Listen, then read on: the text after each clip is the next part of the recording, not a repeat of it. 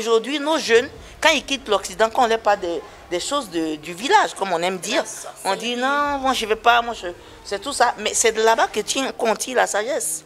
C'est de là-bas qu'on tire la force. Parce que quel que soit le parcours d'un homme, tu reviens toujours à tes origines. Nous, les femmes, nous sommes des bonnes conseillères. Quand vous voyez des grands hommes politiques, derrière, il y a une femme qui conseille. Et les hommes puissants qui sont conseillés par des femmes réussissent toujours. Voilà aussi le message des cacao. Il y a des séries que l'on regarde juste par habitude, d'autres que l'on regarde pour passer le temps. Et puis il y a celles-là qui nous marquent, qui nous embarquent ailleurs, qui nous font rire aux éclats, qui nous resserrent le cœur et qui parfois même réussissent à nous arracher une petite larme, un peu comme Cacao. Le cacao, c'est comme les oiseaux. Si tu fais trop de bruit, ils s'envolent. Une fiction au cœur de la cacao culture en Côte d'Ivoire. Une série qui a conquis le cœur des Ivoiriens. Après le succès de la première saison diffusée en 2020, la seconde revient avec beaucoup plus d'intrigue. Aujourd'hui, voyageons au cœur de la série Cacao juste après ça.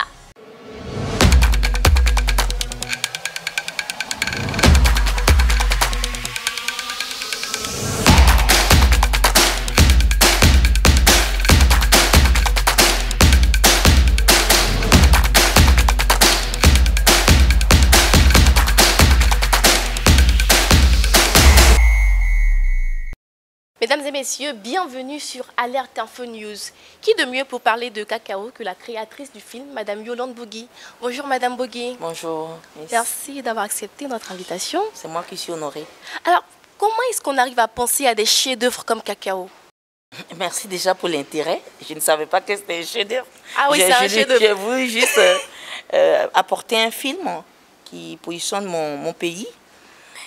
Cacao est né de la volonté, de ma volonté de positionner la Côte d'Ivoire dans le secteur cinématographique, comme le font le Nigeria, l'Afrique du Sud. C'est vrai qu'on a des grosses productions qui ont eu quand même beaucoup de succès, qui ont positionné notre pays, mais il fallait quelque chose qui soit au cœur même de notre économie.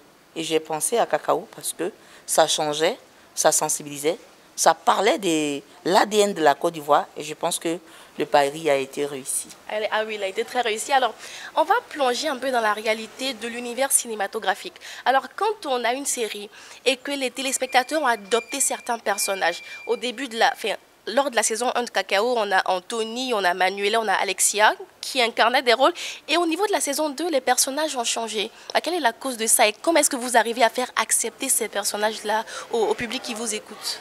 Avant tout propos, je l'avais oublié, je vais saluer toutes les équipes des Cacao, depuis les scénaristes jusqu'aux réalisateurs, à la production. Cacao, c'est toute une équipe, c'est des équipes fortes qui travaillent pendant des mois et des mois. Il faut saluer leur travail. La production je suis la production depuis 5 ans quand même. Ça a introduit la question que vous venez de poser. Cacao 1, c'était en 2020 et 5 ans après, on revient à la saison 2. Il y a beaucoup de passés et les gens ne sont pas statiques. Et donc, c'est ça qui entraîne tous ces changements.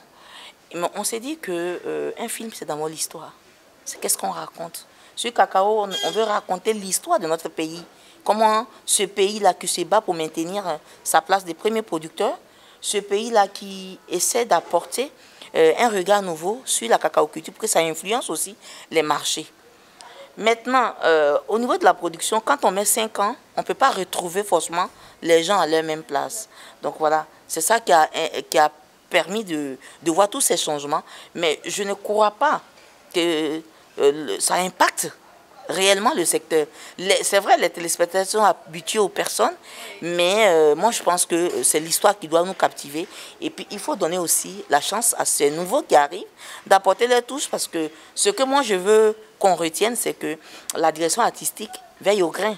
C'est vrai que d'autres sont partis, mais ceux qui sont arrivés ne sont pas des petits ce sont de stars. Gros talents. C'est de gros talents aussi. Mais ce que je veux savoir, en fait, c'est comment est-ce que la production, qu'est-ce qu'elle met en œuvre pour que la population continue d'accepter ces personnages-là? Ben, l'ingrédient principal, les ingrédients qu'on a toujours, c'est l'histoire. Parce que l'histoire des cacao captive. Et puis, il y a la réalisation aussi, les images, des belles images, les décors, tout ce qu'on a mis en place. Et on sent dans cette production qu'il y a un travail énorme qui est fait. Le film n'est pas tourné comme on a l'habitude de voir. Oui, donc déjà ça, Ça fait qu'on a déjà acquis quand même plus de 70% du public. Maintenant, bon, il y a des gens qui sont très émotionnels, qui s'attachent aux gens, on respecte, mais le monde ne peut pas se faire 100% tous les jours. Il y a toujours des petites irrégularités, mais c'est ça qui fait la vie. Alors, la série Cacao nous plonge dans l'univers de la cacao culture en Côte d'Ivoire. Depuis la saison 1, vous abordez beaucoup de thèmes, pillage, trahison, alliance hypocrite entre la famille Haïté et la famille Desva. Ce que vous traduisez là, est-ce que c'est réellement ce qui se passe ou c'est une fabulation? Il faut noter que la série Cacao part des faits réels. C'est ce qu'on vit dans les champs de cacao, dans l'univers du cacao. Et quand on a la campagne, c'est l'ambiance de la campagne qu'on vous a servi à la saison 1. C'est les trahisons, c'est les querelles, c'est vraiment, c'est chaud. Là où il y a l'argent, c'est chaud. Et c'est ce que vous avez vécu dans la saison 1. Parce que pour écrire cette série, nous sommes allés en immersion dans toute la boucle du cacao. Et donc c'est la réalité de ce qu'on voit, qu'on a traduit en fiction.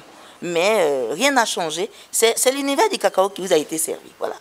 Alors on est premier producteur, mais ça crame. Mais oui, parce que là où il y a l'argent, il y a toujours du feu. C'est pour ça. Ouais. Et dans la saison 2, vous abordez un autre thème, orpaillage clandestin. D'où vient cette idée-là? Mais c'est aussi une réalité du terrain. Ah bon? Oui, parce qu'on a remarqué que depuis quelques années, l'orpaillage est en train de prendre le dessus sur la cacao-culture dans les autres du cacao. Depuis un moment, on voit que on ne sait pas d'où ça vient. Peut-être que c'est l'effervescence de l'argent qu'on reçoit dans l'orpaillage. Mais on a vu que cette activité prend le dessus sur la cacao-culture dans les villes, dans les villages. Et ça joue beaucoup sur ce phénomène-là. C'est-à-dire qu'aujourd'hui, on se demande si dans 10 ans, si on n'arrête pas les choses, que le cacao va pouvoir maintenir sa place. Donc il fallait qu'on en parle. Il fallait qu'on en parle. C'est un thème qui me tient à cœur parce que c'est une réalité. Quand vous allez à Bonon, quand vous allez dans les zones comme Soubré et tout, vous voyez des guéris, des trous partout. Mais c'est l'or. C'est l'or. Et souvent, c'est dans les champs des cacao. Du cacao. Voilà. Alors là, ça fait peur parce que... Oui. Faut penser à demain, il ne faut pas que notre cacao... Mais oui, bien sûr. C'était ça le message. Il faut penser à demain parce que la Côte d'Ivoire est premier producteur de cacao. Si on ne fait pas attention, si rien n'est fait, on peut perdre cette place parce que les jeunes ne veulent plus faire des champs de cacao. Ils veulent l'argent rapide et l'orpaillage a pris le dessus. Et on détruit même des champs de cacao pour pouvoir creuser, pour chercher de l'or. Donc si on détruit les champs de cacao, il n'y aura plus de plants de cacao, il n'y aura plus de fer et on peut perdre notre place. Donc on a profité d'une belle fiction pour sensibilité, pour alerter. Voilà le message de la saison 2. Le message a été très bien passé. Alors là, allons-y dans le cacao. Le scénario de Cacao puisait ses marques dans la rivalité entre les Haïtés et les Desva. Et dans la deuxième saison, on a le père Haïté qui veut vendre l'Aïkao. Est-ce que l'intrigue sera toujours au rendez-vous lors de la troisième saison? Bien sûr, parce que c'est la réflexion. Quand on a vécu avec son ami Elie Desva, on était des guerres amis, et Elie Desva est dans le coma. Haïté, il essaie de maintenir, mais il voit que les choses le dépassent. Parce que les jeunes gens, ils ont d'autres visions. Alexia arrive avec une autre vision. Les partenaires ne commencent à ne plus lui faire trop confiance parce qu'ils n'arrivent pas à pouvoir donner cet tonnage. Donc, ils pensent à autre chose. Il voit que ses enfants, la vie, et puis Haïté, c'est quelqu'un qui adore ses enfants. Oui. Quand il voit que la vie de ses enfants est en danger, il pense à beaucoup de choses. Mais c'est tout ça qui va nourrir ici, il y a une saison 3. Qu'est-ce qui va advenir de l'Aïkao? Est-ce que la Desva, puisque on a vu déjà la fin de la Desva qui monte à Kaolé, on a créé Kaolé. Donc, est-ce que un des enfants va créer autre chose? Ou bien on reste toujours de l'Aïkao, mais ben, c'est la saison 3. Il y a beaucoup de questions qui émergent. Il y a beaucoup de questions qui émergent. Alors, la fin de la saison 2, elle est émotionnelle. Elle est tragique. La saison 3, est-ce qu'on va continuer dans cet élan-là où on va se reposer un peu? Ben pour l'instant, il faut dire quelque chose et c'est très important. C'est vrai que les téléspectateurs demandent des saisons, mais c'est beaucoup d'argent. Quand vous voyez le temps que met Cacao, ça veut dire qu'il faut lever des fonds, il faut chercher la possibilité de faire ces films-là. Nous pensons, nous prions que cette fois-ci, il n'aura pas trop de temps et que Canal+, qui est le producteur, va pouvoir avoir confiance et nous accompagner encore. Voilà. L'intrigue reste l'intrigue. On ne peut pas créer un film, commencer avec l'intrigue et terminer autrement. Il y aura toujours l'intrigue. L'intrigue principale, c'est les guéguerres entre les familles des cacao. Mais après, à chaque fois, on verra l'environnement qu'est-ce qu'on raconte cette fois-ci? La première saison, on a parlé de l'environnement des campagnes, qu'on est en campagne. La saison 2, c'est l'intercampagne, où les jeunes cherchent d'autres activités et leur paillage prend le dessus. Maintenant, la troisième saison, on va revenir dans la campagne. Mais qu'est-ce qui va se passer? Est-ce que Kaolé a pris tout le marché? Est-ce que les Haïtés vont regarder les choses se faire? Mais voici ça. Voici ce qu'on va travailler dessus. Et les Haïtés vont vendre la ICAO. Ah ouais. Question. Ça, c'est la vraie question.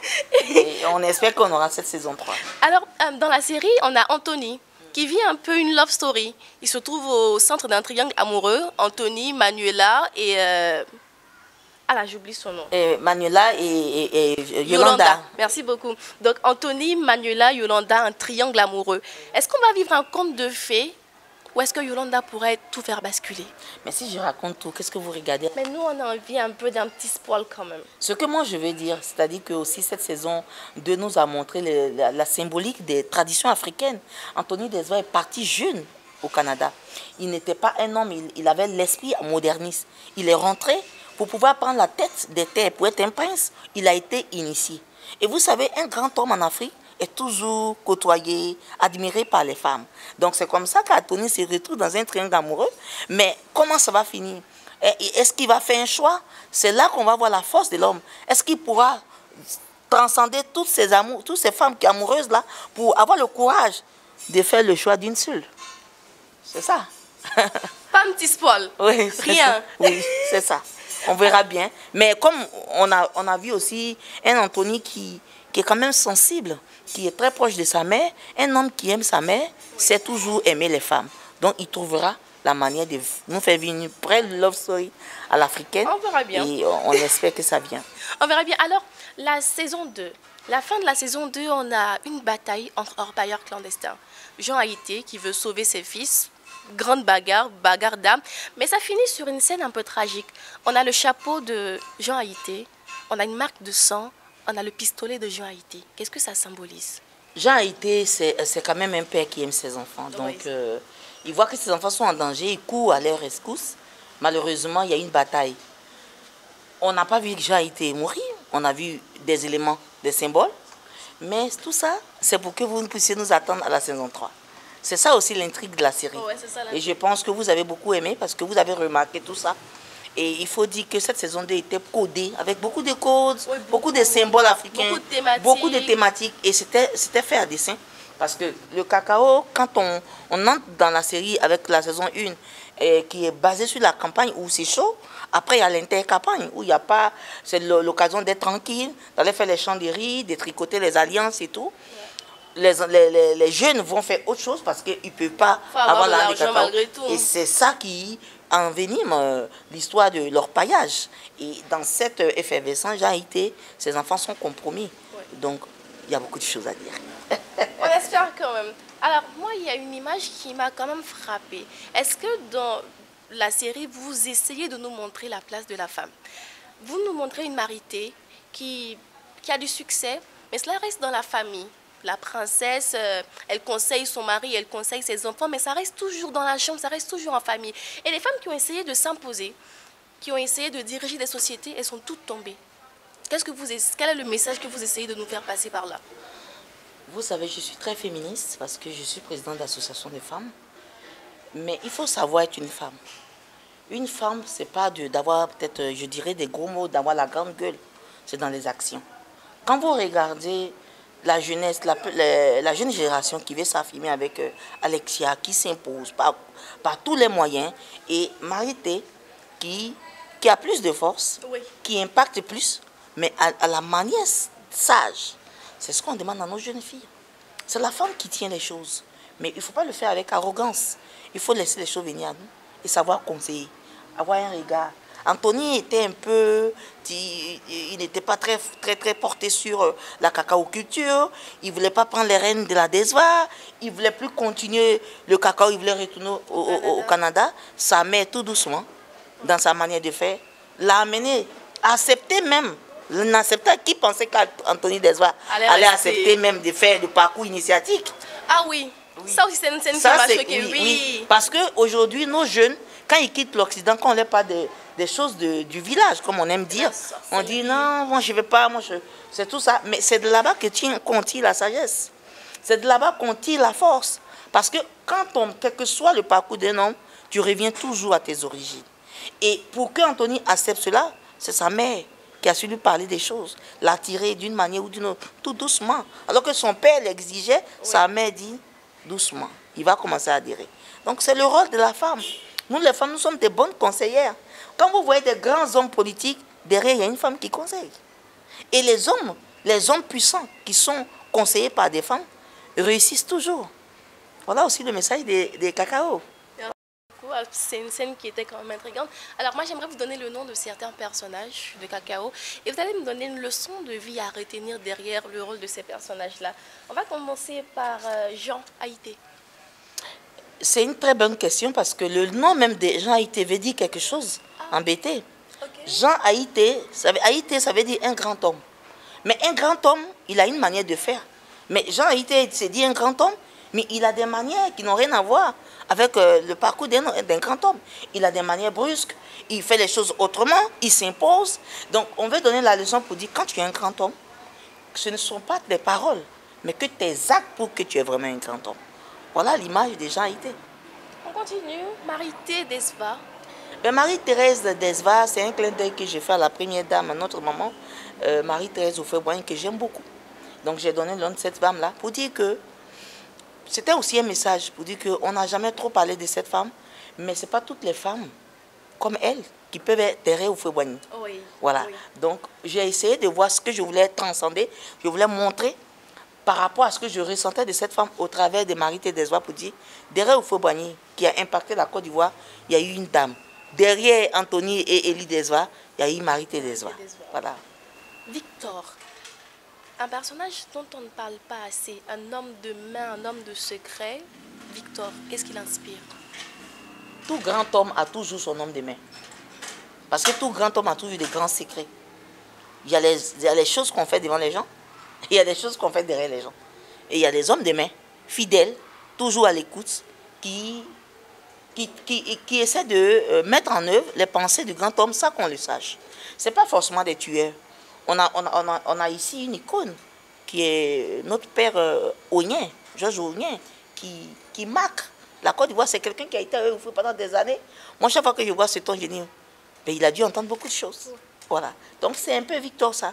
C'est pour dire qu'Élie Desva qui a maintenu tout Famille Kro, tout Kaodji, avec quelqu'un dans le secret, avec qui il partageait ses peurs, ses doutes, qui savait réfléchir avant qu'Élie ouvre la bouche. Et c'est ça un peu Victor.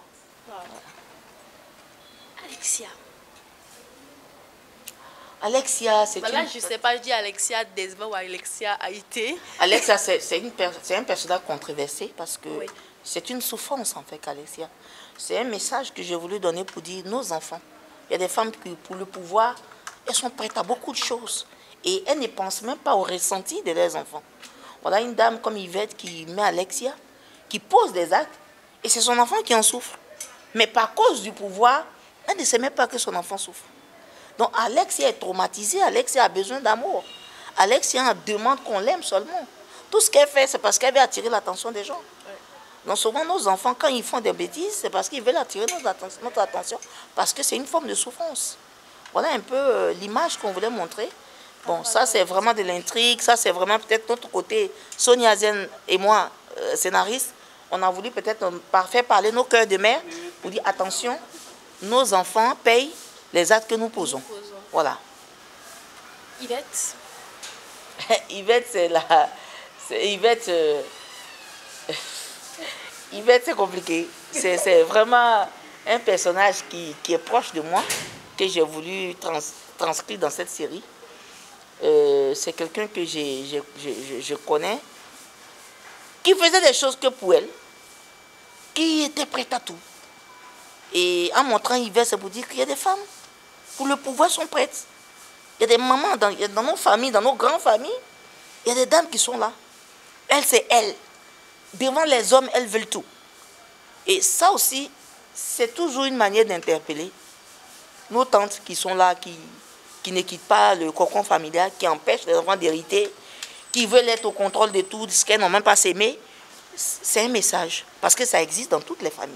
Et il fallait qu'on en parle. Parce que cacao, au-delà de la modernité, au-delà de parler de la fève, du chocolat, je suis revenue aussi dans nos valeurs africaines, dans nos familles, dans nos maisons. Parce que le cacao quitte quand même dans les villages. Il fallait aussi parler du quotidien des villages. Et c'est tout ça qu'on vous a servi autrement, à notre manière, mais on espère que vous avez aimé. Bah, pas de spoil quand même, parce que pour nous inspirer à regarder la saison 3, qui va apparaître dans combien de temps maintenant? Ben, on ne sait pas, on attend, c'est ce que j'ai dit. Aidez-nous à faire les productions. Là, parce je vous que... fais une confidence. Oui. Parce que moi, j'ai été parmi les personnes qui ont dit, mais ceux qui ont fait cacao là, ils ont fait cette première saison. Depuis là, on attend 1 an, 2 ans, 3 ans, 4 ans. Et c'est jusqu'à 5 ans après qu'on a quelque chose. Mais c'est la réalité de la production en Afrique.